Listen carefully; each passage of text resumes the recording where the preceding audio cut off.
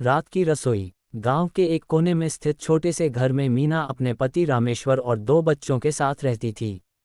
घर बहुत साधारण था, मिट्टी की दीवारें, ऊपर टीन की छत और आंगन में एक छोटा सा तुलसी का चौरा। मीना पूरे दिन खेतों में मेहनत करती, फिर भी जब रात आती तो उसका दिल सबसे ज्यादा रसोई में लगता। रात की रसोई मीना के लिए सिर्फ खाना पकाने की जगह नहीं थी, बल्कि उसकी आत्मा का सहारा थी।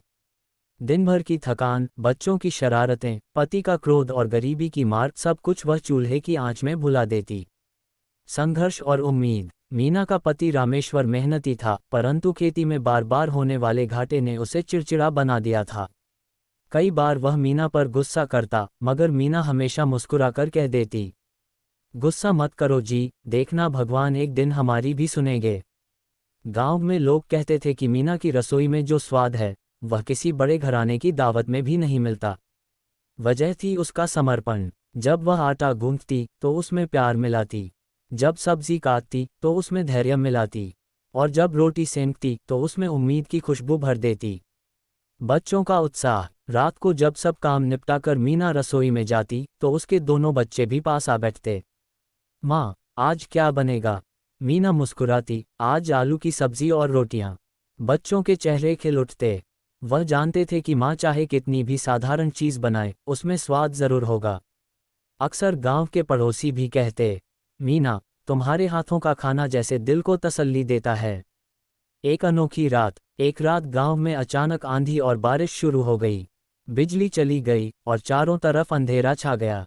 रामेश्वर चिंतित था, क्योंकि खेत में कटी हुई फसल भीग रही थी। वह बार बार आंगन में जाकर देखता और झुंझलाकर लौट आता।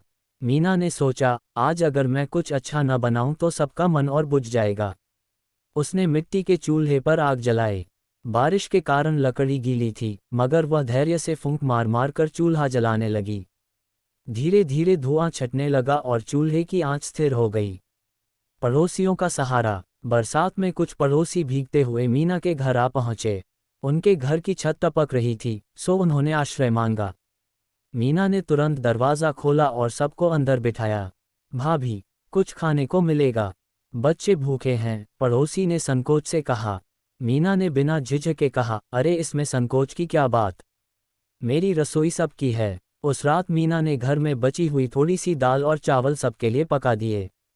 चूल्हे की आंच और मीना के हाथों का जादू देखकर सबका मन प्रसन्न हो गया। रामेश्वर का बदलता दिल। रामेश्वर दूर से ये सब देख रहा था। उसे लगा कि उसकी पत्नी ने सिर्फ खाना ही नहीं बांटा, बल्कि उम्मीद भी बांटी है। वह मन ही मन सोचने लगा, मैं तो छोटी छोटी बातों में गुस्सा करता हूँ और ये औरत पूरे गांव को संभाल लेती है। रात गहरी हो गई, बारिश अब भी हो रही थी, पर मीना की रसोई में जो चहल पहल थी, उसने सबको यह एहसास कराया कि सच्चा सुख अमीरी या गरीबी में नहीं, बल्कि बांटने में है। मीना का सपना। जब सब खाना खाकर सो गए तो मीना चूल्हे की बुझी राख को देखते हुए बोली, काश मेरी यह रसोई हमेशा जलती रहे, यहाँ कोई भूखा न लौटे, चाहे मेरे पास थोड़ा ही क्यों ना हो। रामेश्वर ने मीना की तरफ देखा।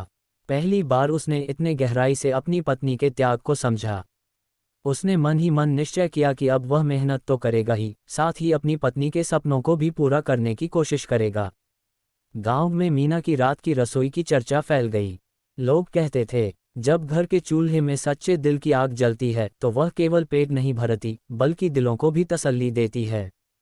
मीना की कहानी हमें सिखाती है कि जीवन में चाहे कितनी भी कठिनाई क्यों न आए, अगर दिल में सेवा और प्रेम हो तो अंधेरी रात भी उजली हो जाती है। ये कहानी बताती है कि एक साधारण स्त्री का त्याग, सेवा और प्रेम पूरे परिवार ही नहीं, बल्कि पूरे गांव का सहारा बन सकता है। रात की रसोई सिर्फ भोजन बनाने की जगह नहीं, बल्कि उम्मीद और अपनापन बांटने का मंदिर बन गई।